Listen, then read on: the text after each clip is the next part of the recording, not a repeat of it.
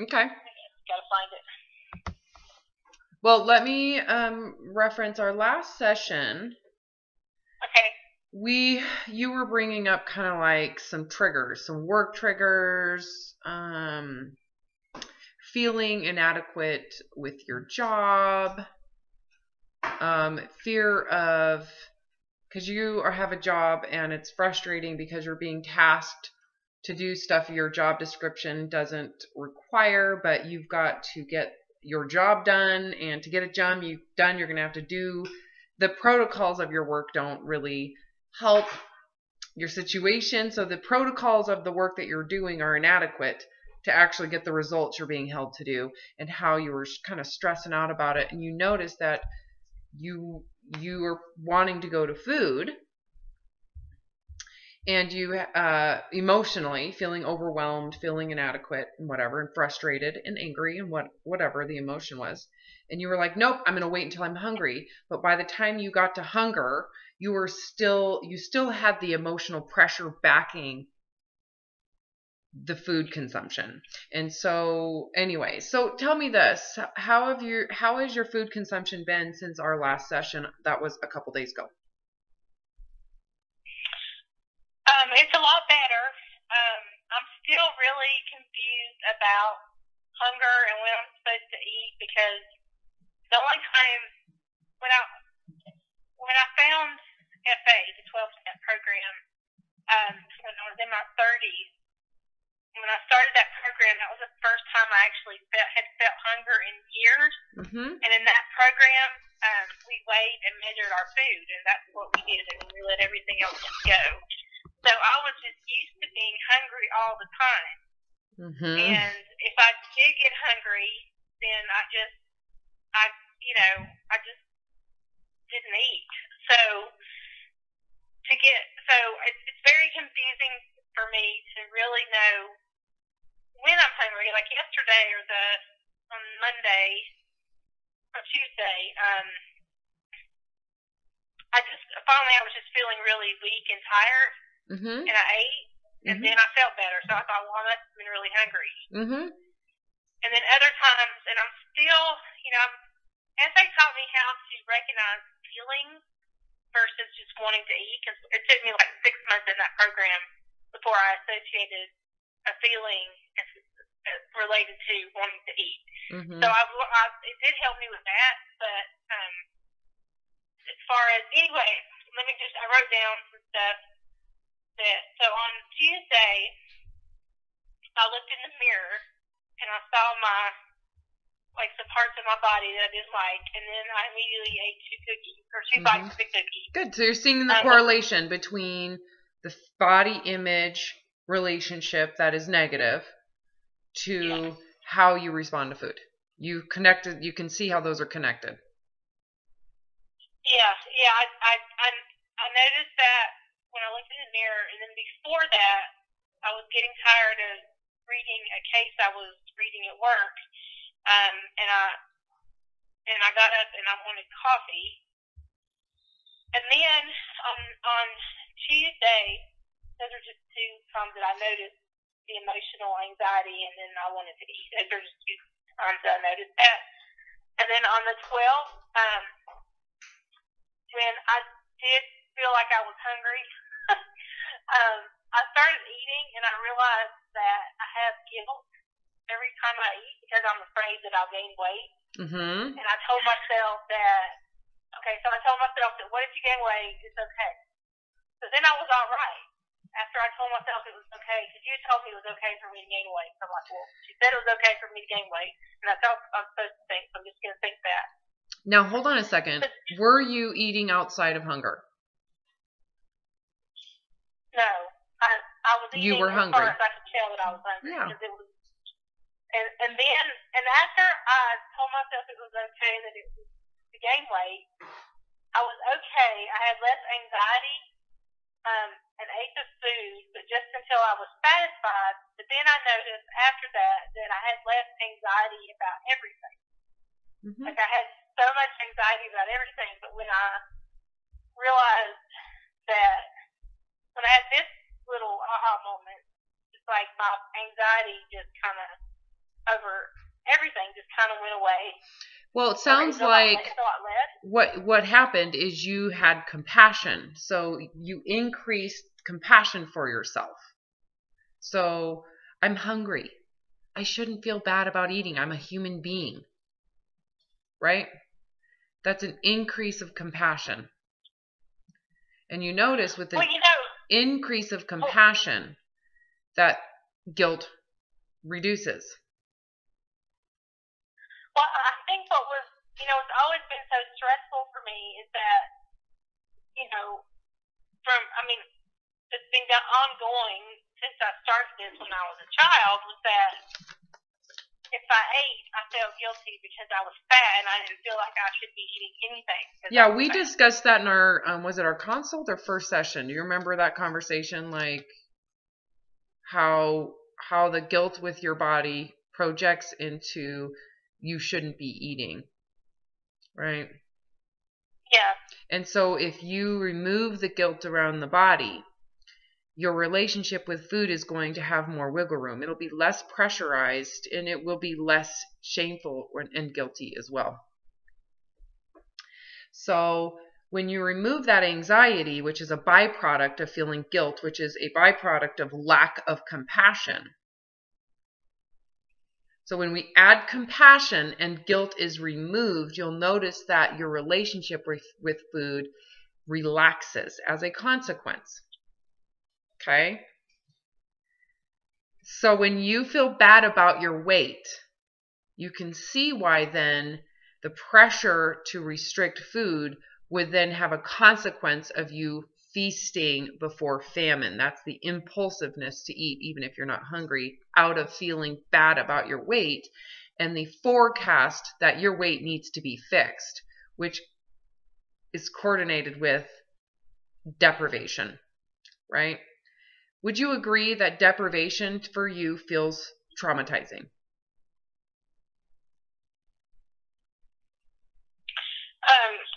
It feels shameful. Mm-hmm. So when I say traumatizing, it means it feels horrible. It feels you want to deny it. You're trying to avoid that feeling at all costs to the point where you're going to eat cookies even with the physical stress that your body's under. So the words I'm using are specifically geared towards your response. Like when you looked in the mirror and felt bad, and then there with that is a coordinated idea that this has to get fixed. And then what happens to how you respond to food? What happened immediately? I ate 2 bites of a cookie. Correct. So that behavior is indicative of someone who is in panic about deprivation. Clearly you're not allowing that feeling to exist. You're ahead of it. What does that mean? You're ahead of it. Like you're not feeling deprived because you're doing everything you can to suppress deprivation. Does that make sense? So if you had to go on a restrictive diet, how does that feel?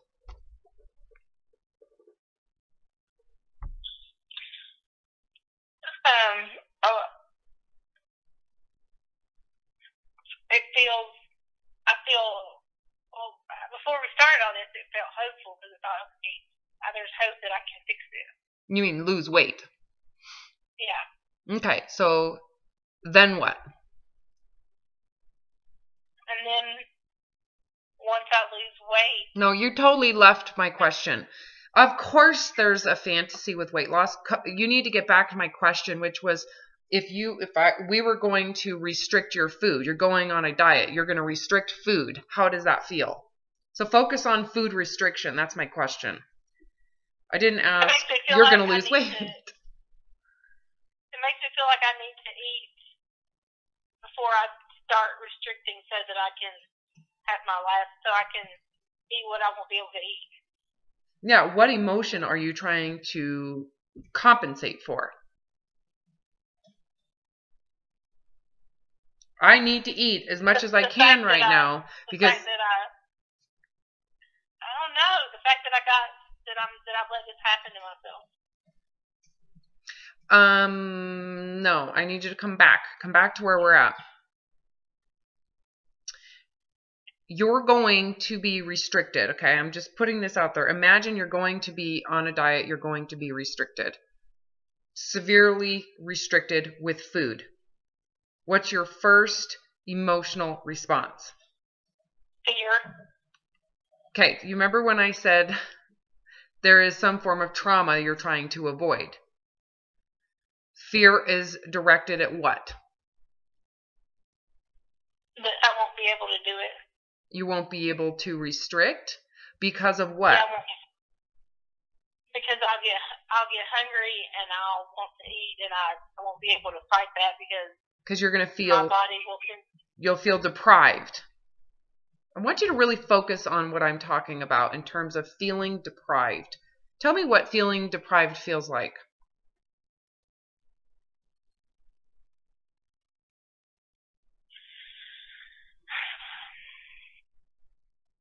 Well, it's interesting that you say deprived because I think it's deprivation.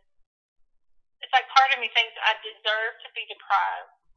Well, of course, because of how bad you feel about your weight. So to you, deprivation is a just punishment, right? This is brainwashing. Yeah. This is how people who have battered wife syndrome or Stockholm syndrome, this is how they rationalize severe and extreme abuse. Because they've internalized whatever belief system they've been told to follow. And that's how people abuse themselves, is they are twisted into believing that people who are fat should starve. That sense of hunger, you deserve it. That sense of, but that's disconnecting you from your humanness. So you connect to your humanness, to your person inside. Does that human deserve to starve?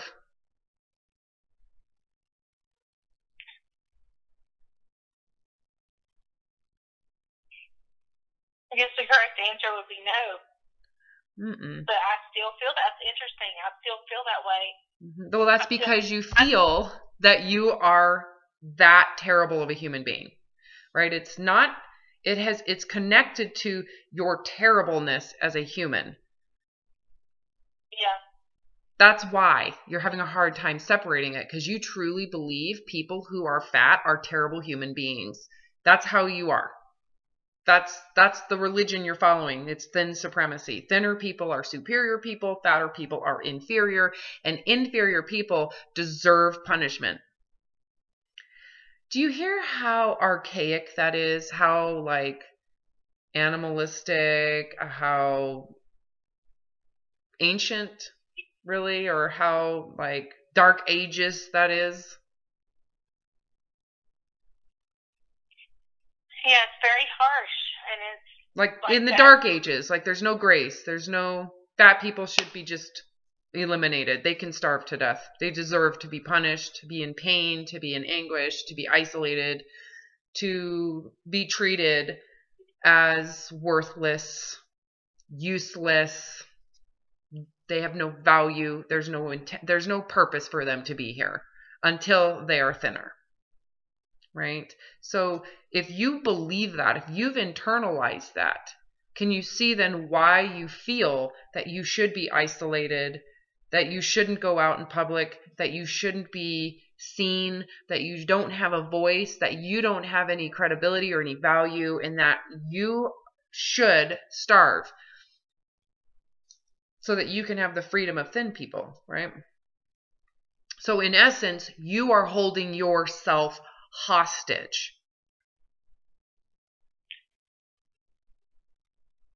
Wow. But the person in you is human. There's a human inside of you, right? There's a human in there that is going insane, disconnecting from other animals. Like you are a pack animal. You're going crazy. You're, starving yourself. if you go to food, you have instant feelings of shame and guilt and failure. You ruined it. That what you're describing is trauma. It's traumatizing, but you've clearly accepted that trauma is what you deserve.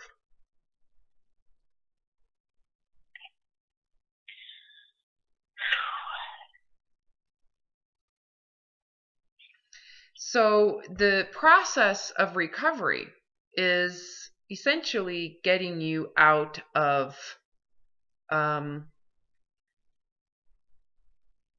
getting you to leave this cult, right? And the only way for you to leave the cult and to recover is to let go of those beliefs that people who are larger, who have body fat, it is not what people think. That as you've tried to restrict in such extreme ways, the extremism of what you've been doing has really blown up in your face. That the more you restrict and the more you shame yourself and the more strict you are with your restrictions and the more radical you are in your restrictions, the more intense your drive to eat has become.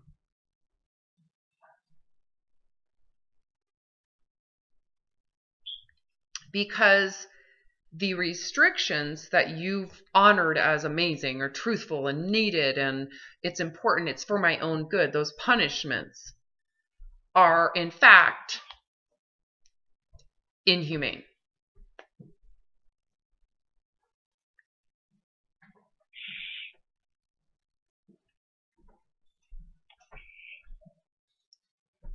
Have fun.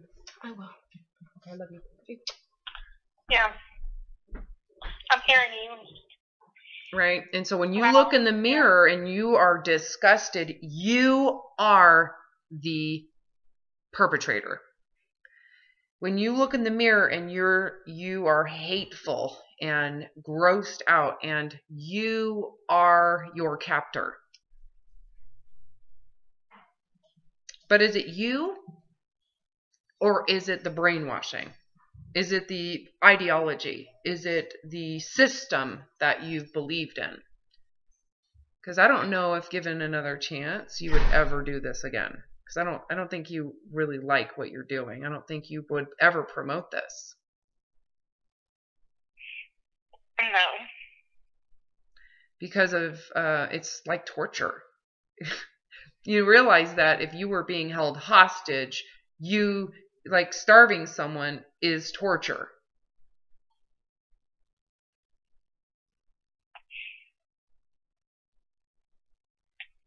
Starving people makes them easy to manipulate. It makes them easy to control.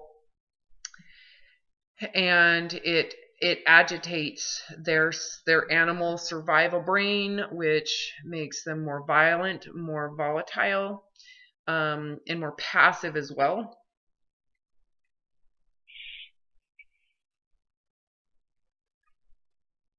In cases of Stockholm Syndrome that they study, that's where someone who is being held hostage ends up having feelings of care and love for their captor, and they won't leave even though they're in an abusive environment. This is like cult environments that are abusive, or so this is commonly seen in religious cults, but also battered wife syndrome, so relationships. It's also seen in large cultures where the culture is willing to do things like stone people to death, where it's incredibly abusive and inhumane for some spiritual ideology. This is very similar, torturing people who have body fat through starvation with shame. And to prove themselves that they're worthy human beings. But unfortunately, starvation, or when you're around and surrounded by food, can really trigger impulsive feasting that you can see is completely counter to your goal of losing weight, right? And so you're stuck in this animal space of feeding yourself because you believe you're going to go back into hostage where you're going to starve. So the diet and the restriction is a form of being held hostage. And you're voluntarily doing it, right? And can you see then why, I want you to imagine a very tight cage that you have to be in that has no food, no social engagement, and you have very little space to see outside. And you can't come out unless you're thin. Right? Can you imagine going into that cage, or before going into that cage, what your relationship with food's going to be like before you go into the cage of starvation?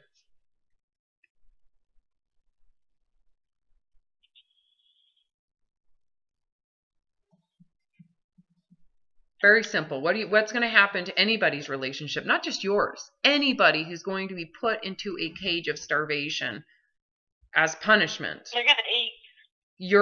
You're correct. It's not just you. It's every human being alive. It's not a disorder, and you're not addicted. Okay? That's what everybody would do. It's part of our wiring because food is the most important psychological need to survive. Okay? So now imagine that you are feasting and feasting and feasting and feasting and feasting, and you're ready. You're painfully, physically in pain and ready to go in the cage. Okay? And you go in that cage, and it's dark, and it's hard, and you're doing everything you can. You're monitoring your size to give you some sense of connectivity and some sense of like willingness to be there, right? And there's a moment of stress in your life because you got to be able to stay in a cage that is mental. It's not really isolating. It is a mental cage, right? And we could say you are physically now encaged because of your shame about it. So you don't voluntarily go out anymore. And it's physically more difficult because of your size, but you're more of an emotional cage because you can't go out and see food, right? So imagine that something in your world is stressful, and what happens inside the cage to your desire for food in that moment? Because you have the ability to leave the cage. You can leave your hostage cage environment if you really want to. So typically what happens is when there is a trigger, which is an emotional, I don't know if I can stand this in here anymore. I'm having life chaos that I feel incapable of, right? What happens is people say, well, this is a good reason for me to eat. Screw it. I deserve food. So you're kind of fighting for your right to eat as a human being, but you're trying to negotiate with the captor. Like, I deserve to eat. It's my birthday, or I'm having a hard day. And so you start to negotiate for food. So you leave the cage. What happens when you leave the cage, knowing that in order for you to leave, you have to come right back, right? So you're negotiating with the captor who says, you're a piece of shit. You don't get to leave the cage. You have to starve. You don't deserve anything, right? And you're saying, no, I deserve it. I need energy. I need to do this job. I need a break for whatever reason. I deserve to go and eat, but I promise you, I will come back to this cage. I will do it. I promise I'll come back into the cage. So you get temporary freedom from the cage. What are you going to do when you get that temporary freedom from your captivity? Yeah, and how does it feel to leave the cage? When the cage feels so suffocating, it's painful, it is tiring, it's dark, it's suffocating again, right? When you get to leave temporarily, it's almost beneficial to have an emotional excuse to eat, isn't it? Don't you get excited in that cage to have a reason to eat? It's like, oh my God, I have an excuse. I can eat. I can get out of here, right? Mm-hmm. So you leave only temporarily, and what happens during that temporary time? You are not held hostage. What happens? I feel relieved, and then I feel extreme shame and guilt. Because you're binging your brains off. So what you do is you binge. Right. That's the part you forgot. You leave the cage and you binge because you are coming out of a terrible, terrible environment. That's extreme. It's radical what you're doing on the restrictive side. No one ever questions that because you're fat and you're a piece of shit. You deserve to starve. No one's questioning that, right? Right. Nobody is. Not just me, but the whole everybody. Everybody. Nobody ever says, Heather, just eat what you want. They're always giving me advice, always telling me how to lose weight, and always everywhere. Just it's constant. Yeah, but they don't realize that your physical being is an indication of a psychological entrapment. That you have a syndrome. It's like Stockholm syndrome psychologically. And the primary means of torture is to starve. And so you are constantly under pressure to starve to prove your value, but at the same time, you're trying to survive. And your relationship with food has become extremely distorted because of how terrifying the cage really is. So the crazy thing about this is, how often are you actually going into that cage?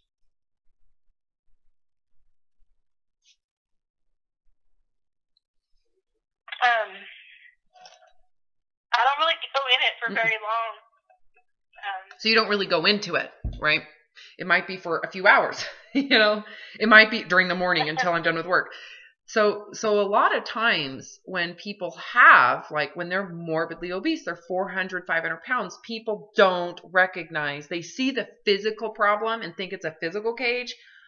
Oh no, it's totally psychologically entrapment. You are caged in your brain like someone who is a battered wife or a battered civilian of narcissistic culture, right?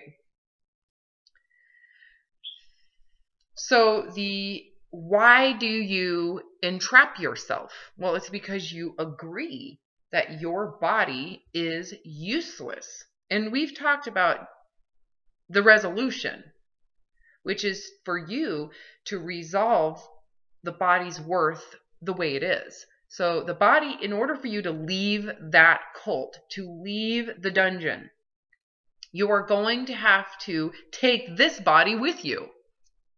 Because the goal of the dungeon, the only reason why you go into that cage is because you truly believe that that cage is healthy and that cage is beneficial. You've never questioned the horror and trauma that you're experiencing in that cage as a human being. Never, ever questioned that. Never looked at it. No one ever does, right? Because you feel that bad about your weight. So because of how shameful you feel about your weight, you're not questioning the inhumane aspect of the diet industry. The medical community, how shaming they are because of their ignorance of the psychological issues here. Even the addiction environment is full of shaming you. Yeah, it is. I know. It really Which is so counterintuitive to the 12-step program. I've thought that before when I was going. It's like I've recreated the answer to my childhood. It's like, this is what, Yeah, it became your new mom, So I think it's important to recognize as well in having compassion for those people who have no clue that they are also entrapped in that cage. They're not questioning the body image ideology as the cause.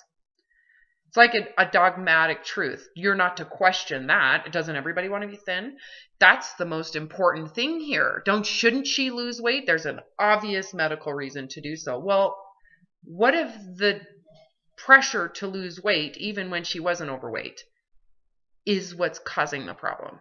That it's such an extreme desire to be thin that the extremism of the desire is actually what makes you so sensitive to this type of abusive relationship with dieting that is ultimately causing the impulsive abusiveness you have with food when you can get out of the trap.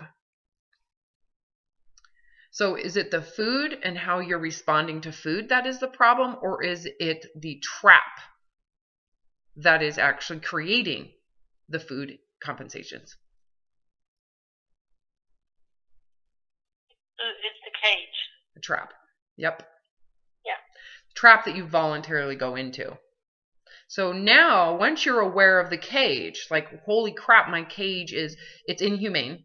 It is unrealistic. Even if I'm 400 pounds, it's so unrealistic.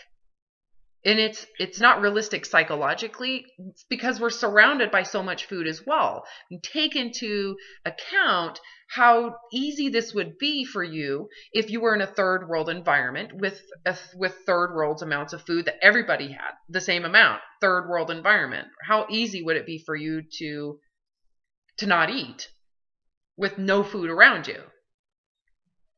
Pretty easy. Yeah. Well, the problem is that you're expected to be able to do that with hordes and hordes of food at every turn. Yeah. Doesn't that sound wrong?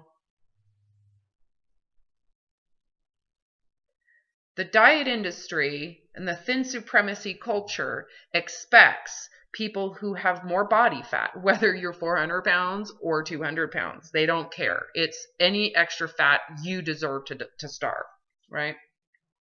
They expect you to be able to do it with hordes and hordes of food everywhere. That you shouldn't enjoy holidays. You can't have holiday food. You can't have a beer at the lake. You're not allowed to have your mom's recipe. You don't get mashed potatoes and gravy anymore. You can't enjoy that.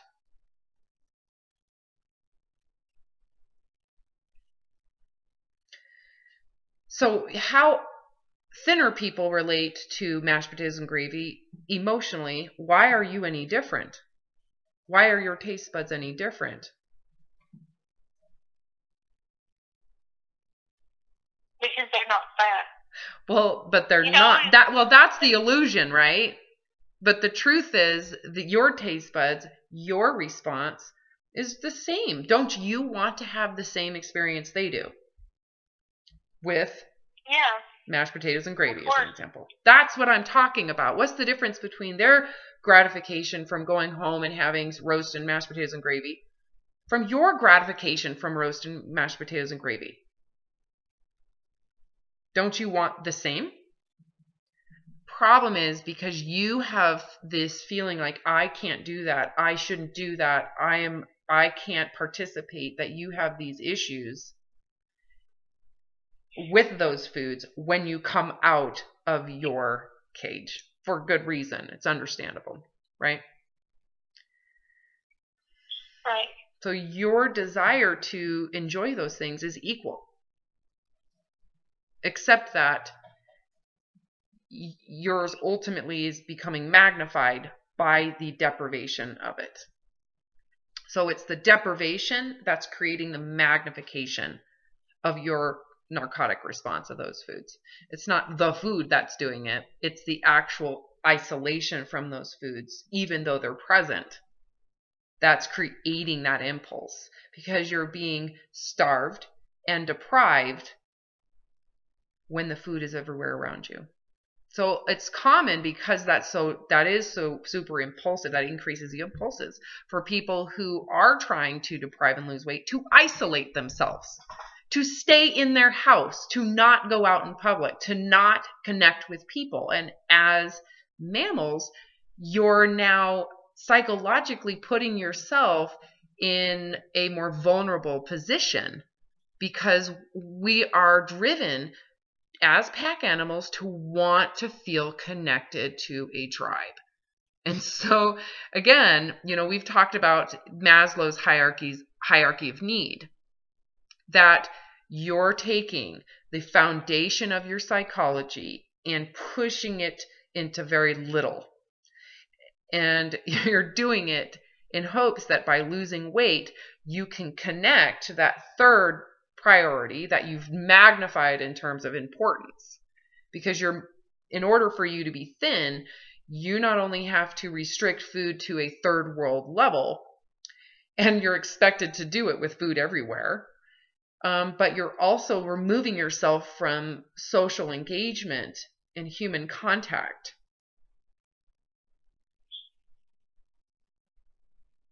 Yeah. So how well has this worked for you, this whole weight loss journey? It hasn't. It hasn't. I just don't know what else to do. It's like being in prison. You mean psychologically. Now you have a physical consequence. So if you look at this from a distance, would you recommend an overweight teenager go on a diet? No, absolutely not. I wouldn't recommend anyone to go on a diet. How about someone who is encaged and psychologically entrapped? Would you suggest them continue to entrap themselves in hopes that it'll get better? No, of course not. So how are we going to get you to stop going in to that cage? What is going to happen if you never return to the cage? What's going to happen to your body? I don't know. I don't know what's going to happen to it. Well, what does your fear say? That I'm just going to gain more weight. That's the answer that I was asking you. Of course, what you did answer was your logic speaking. Logic will tell you, well, if I leave this cage and never return, all my food issues are going to disappear because I don't have to negotiate and argue for food anymore. I'm no longer being held hostage. I'm no longer complying to something radical and inhumane. So I'm now in a first world environment and get to participate permanently. So what happens if you never again have to go into that cage? Ever. You will never have to restrict food in any way again. Because I won't want to binge. Well, there's no... Why is that? I mean, I understand why, but I want you to explain. How is it that if you stop judging, shaming, micromanaging, isolating yourself, starving yourself for the rest of your life, how is that going to reduce binging or remove binging?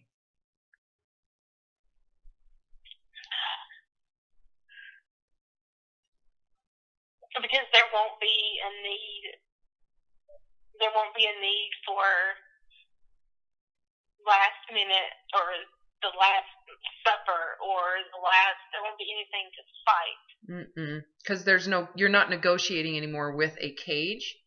You don't have, because your guilt from eating comes from the belief that I'm supposed to be in that cage and I'm not.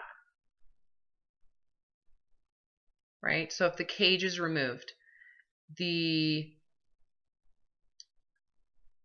dungeon is destroyed. What happens to the binging? It goes away. Because there's no I should, I shouldn't. It's endless opportunity. There is no possibility of self-harm if you choose not to do it, right? So would you need to negotiate for 2 cookies?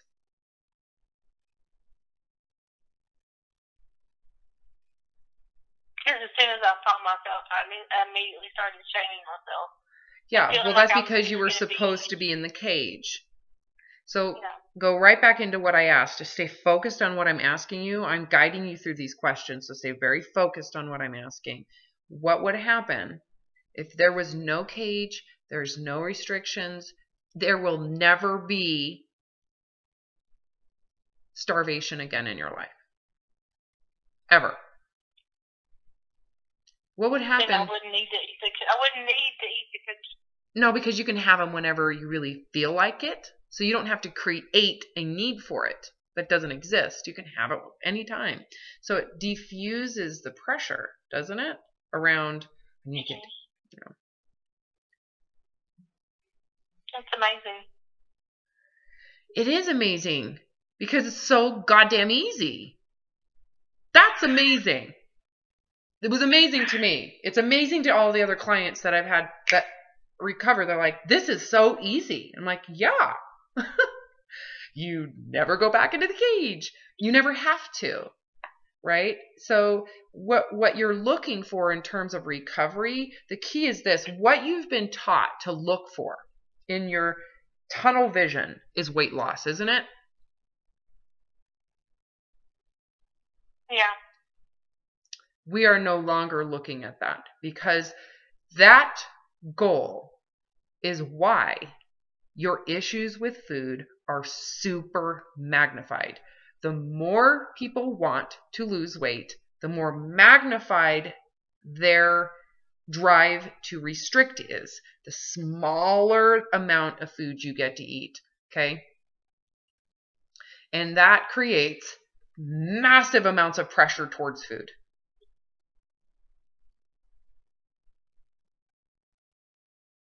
Do you see that?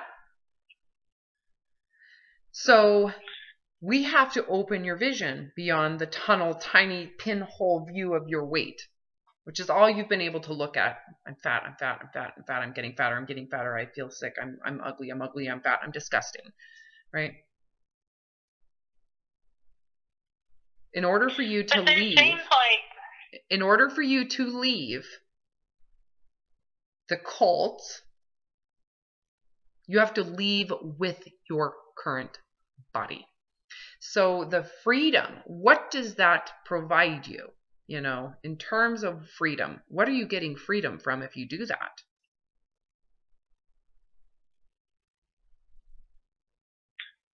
Freedom from having to change.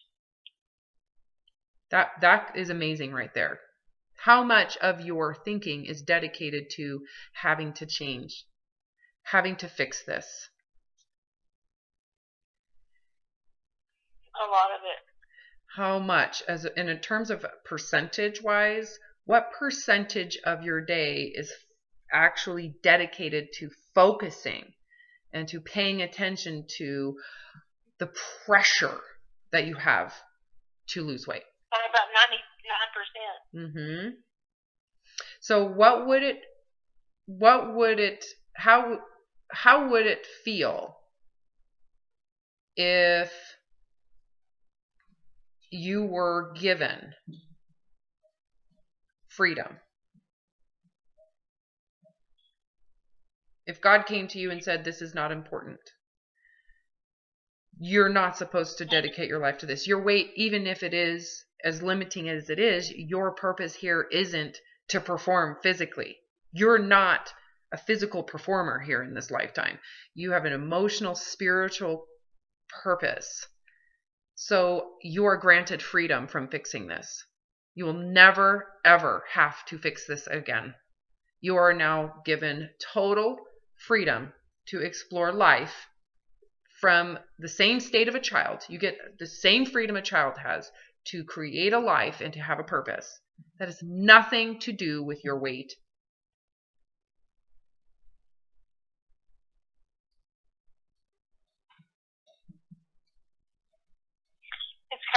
scary and it's kind of amazing at the same time. Well, the fear is the, don't you agree? It's the vulnerability of not knowing what your purpose is.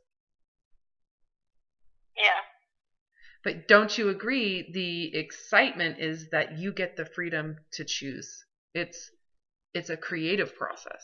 It's not a memorized process, which is what you've done up to this point. Is I have to memorize my purpose. I'm being told what to do. Brainwash, brainwash, brainwash, brainwash. You've been totally, completely brainwashed by cultural ideology, right? That you're not here for a physical purpose. You have a body that's supplying life to you. That's all you need. You are done. You are relieved from fixing this. That wasn't your purpose in life. And it's okay the way it is. Even if it's 400 pounds, you're not to touch it. It's not your business. So whatever happens, whether you lose or gain, none of your business. Okay? You're now given the freedom to focus on your spiritual power and potential in life. And the way you do it is by going through your heart, what feels good to you. That's what you're to do. You're not to be mentally brainwashed again by going into some other cultural dogmatic ideology. You are to create and open your heart to its purpose. How does that feel? That feels better. Right? I knew you needed to hear that it's supposed to come from within. A lot of people who've been brainwashed have a lot of fear around being uncontrolled. I need to be controlled. I need to be given rules. Right? I need to be brainwashed. I don't need to be controlled. Right? Isn't that kind of what's killing you anyways? Is like the idea that you have to march in order. And you can't do that. Because you're not thin enough yet. You know. So go into that. So isn't that what you are looking for anyways? Aren't you looking for that freedom? I'm looking for myself without this obsession and this craziness. Well, if you have to lose weight first, are you ever going to get there? No, because then it becomes about how I look and all the extra skin and yeah. I need to have surgery to correct that. Yeah, so then your body continues to be your life. Like you don't get relieved of the purpose. The fantasy that people have around losing the weight is that when they are thinner, you don't even have to be thin. You just need to be thinner, more mobile, more physically adaptable in reality. The illusion is that through being thinner, that's what's going to give you the freedom. When I'm thinner, I will finally be free. That's not what happens. Well, it's also when I'm thinner, I'll be pain-free from arthritis. No. I just want you to know that I have osteoarthritis in my spine and my left knee. That's not true. That's not true for thin people. Just to let you know. Okay. Obviously, by reducing the amount of weight that you are carrying around, it will be less, but don't magnify. Let's not create a scenario that is a gamble in terms of what it's going to do for your life. Okay? Because the crazy thing is, when people do lose weight, they tend to still have these issues, or they tend to catastrophize what they still have to be worse than it really is, and so you're never really content. You were never content at your lower weights. Ever.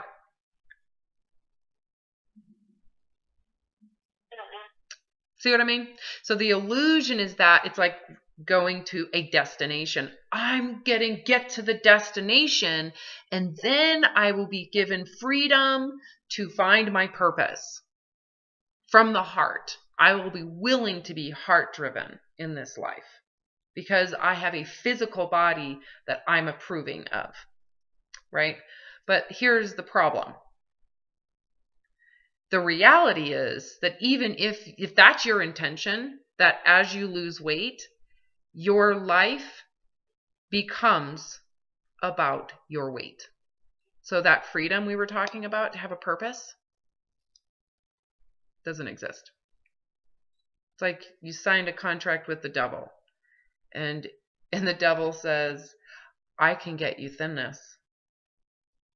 And you said, I will do it. And you are now entrapped and in a cage that you can never leave. Because if you do, you're going to binge. And guess what happens to your body?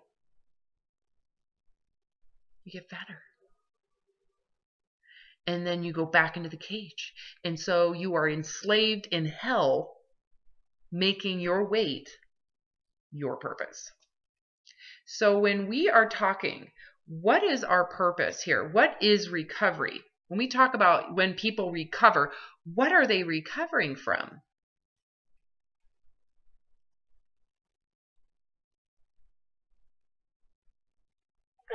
They're recovering from the belief that they have to be thin to be perfect, to be loved, to live life, to be healthy, to just have life, to live. Yeah. And living includes love, includes fun, includes freedom, right? But the body must be thin for your soul to attach to it and now have a purpose. But the problem is with that thought, that is, people don't understand or realize, even decades of living in this trap, is that if you believe that your life exists when you're thinner, that means thinnerness is your life. And so you are basically cannibalizing your life. So you have none. It is completely fixated on your weight and the issues you now have as an animal with food. So even if you lose that weight, if your focus is the weight loss, can you let go of the focus and the attention from your weight? Can you let that go? I'm trying. Hold on. I need you to hear the question because you didn't hear it. If the intention is, if your goal is to lose weight, to be thinner, okay, to open up life to you. The idea is that when I'm thinner, life will open up to me, okay? If that is what you think and you lose weight, can you give up your weight? Do you really get freedom once you lose weight? Go into that thought. What would happen if you went into this thinking, I will lose weight and life will open up to me? Okay, so you starve yourself. You go in the cage, right? And you lose the weight. Do you really get to focus on life? Can you take your mind off of your weight? And if you do, what's going to happen?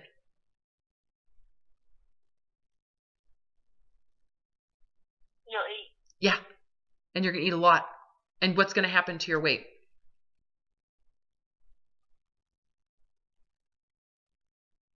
You're going to gain weight.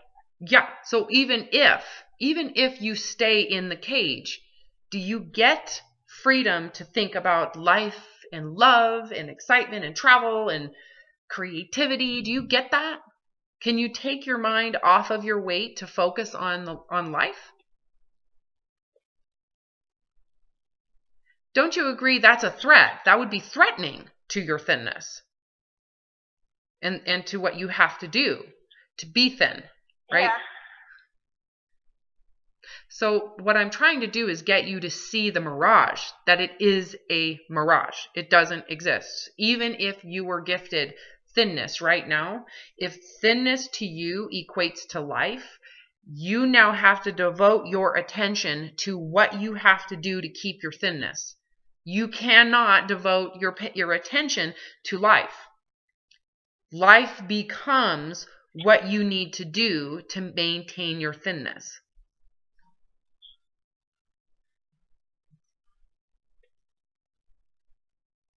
Yeah. It's like you have to guard it at all times. Yeah, so do you really get freedom by losing weight with that goal? Mm-mm. Don't you agree? It's a mirage.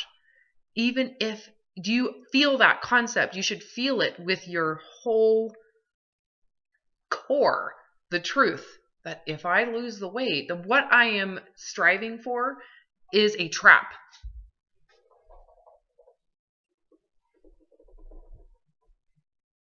It's kind of like it's a one way, it only goes one way. So you go into the cage and lose weight. If weight is important to you, if your size is important, you can't stop paying attention to it. So you really don't get freedom of your mind ever again. You'll notice that when you did go and lose a bunch of weight, that you had to obsess on keeping yourself that size.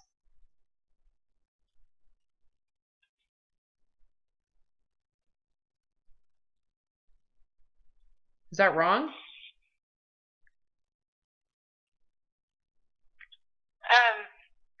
I think the focus was I can't leave the program or I'll gain it all back. Okay, you just said the same thing I did. Did you not hear that?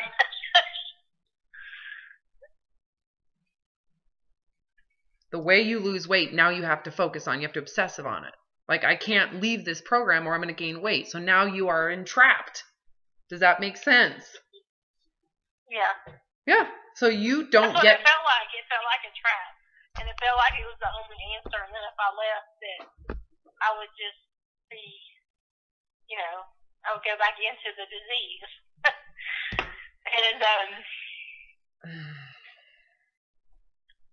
And I remember when I left, I thought, I was like, just the way that I felt, it was like, this is, I feel like I've been in boot camp and now I need something else because I don't need this stringent, strict program anymore. I need, I need to have a life. That's what I kept thinking. I need a life. Yeah, you don't get a life. You don't get a life. See, you get my point now?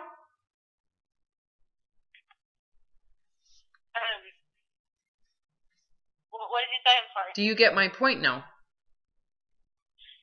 Yeah, I do. So what happens if you are done losing weight? What happens if you surrender the body and say, don't want my mind and my focus and my attention devoted to this anymore? Don't you agree that that's suffering to the greatest? Like, if you were to describe this entrapment, don't you agree it's like, I don't get any freedom to think about anything else. There's no thoughts that exist in other areas. It's useless to have a thought in another area. Everything is obsessed and devoted to losing weight. Is it wrong? Like, let's say I set myself at 400 pounds. Is it wrong to want to take care of my body at 400 pounds? No, not at all. Not at all. But because how when much... you say that, I'm like, I can accept myself that I'll be 400 pounds, but then in my mind, I'm like, I still need to exercise and get massages and stuff so I can deal with the swelling and the extra fluid in my legs, and I need to walk so that it will help get the fluid out and that I can move better. So that's something you're going to need to do regardless of the outcome of the nerve. Yes, you have to accept those things. Yes, of course. Well, yeah, I mean, that's easy. I mean, I can do that. I feel like I can do that now. I feel like I can accept myself at this weight. I was a little confused about it's like I still, like, it's not focusing on the body the same as not taking care of it, because I want to take care of it. I want to go walking. I want to heal. I want to heal my heart, but I want to keep it from getting worse at least. I want to take my blood pressure medicine so I don't have a heart attack and die. And I want to drink water, and I want to. You want to brush your teeth. You want to make sure you clean your hair. You want to make sure that you. Yes. That's different. Well, Don't yeah, you agree? I mean, isn't that a totally Hey, I need you to recognize that what you're describing is on a completely different conversation than what we were just talking about in terms of your weight loss issues. Like the inhumane cage you were talking, that's a different care, if you know what I mean. Yeah. Okay, I'm with you now. Okay, they're not even, you can't compare what you're saying in terms of self-care to the horror of the abuse that you think you need to submit yourself to for caring about yourself. I'm not there anymore. Okay. I'm really not. I wanted to, you were talking about that whole paraplegic reference and that having arms and. Yeah, of course. I have osteoarthritis. I have a bulging disc, a herniated disc, and I need to stretch. I have to stretch. I have to do yoga almost every single day just to maintain a lesser pain level. I have pain all the time. I'm in chronic pain all the time, have been in for 16 years. Okay? Sciatica issues on the left leg. I have, it's kind of like having a menstrual cycle. Should I use a maxi pad or should I just let the blood go everywhere? I mean, I know that sounded totally nasty, but it's like, of course you need to be sanitary. Of course there's a basic level of hygiene. I washed my hair today, Of course you should do those things. Those aren't inhumane. Brush your teeth. That's not harmful. That isn't abusive to do that. So if you accept your weight, you are accepting that maintenance as well. For sure. Okay. Because that's I can do that. Well, don't you agree there's a love behind that? That there's actually a love you have for the body that is like, if it was your child, the nurture behind, I would want to make sure I clean my child's hair, that I cleaned underneath its skin folds, that we do what we need to do to be loved. But I'm not going to starve that child. I'm not going to shame that child. I'm not going to force them to argue for why they deserve a cookie. It's not an enabling thing. This is where I think a lot of people get confused, is they think by me suggesting that you let go of all of this, the cage of control, that I'm actually enabling a binge eating problem. I'm gonna hold on. I gotta get my door.